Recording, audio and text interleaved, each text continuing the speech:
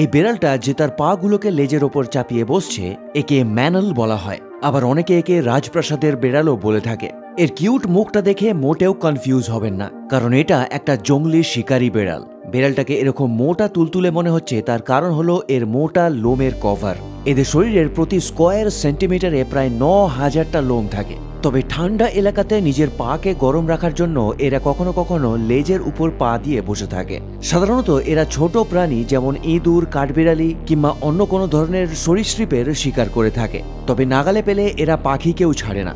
তবে এই বেড়ালগুলোর মুভমেন্ট খুবই স্লো হয়, কারণ অন্য বেড়ালদের থেকে এদের পাগুলো ছোট ছোট, তাই হাঁটার সময় এদের খুব অকওয়ার্ড টাইপের দেখতে লাগে। তবে এই বিড়ালগুলোকে বাড়িতে পোষা খুবই কঠিন কাজ, কারণ এদের ইমিউন সিস্টেম খুবই দুর্বল হয়। তাই অন্যান্য বাড়ির বেড়ালের কমন ভাইরাসও এই বেড়ালের ক্ষেত্রে প্রাণঘাতী হতে পারে। এই কারণেই হয়তো বর্তমানে এই প্রজাতির বেড়ালগুলো বিলুপ্ত হয়ে যাচ্ছে ধীরে ধীরে।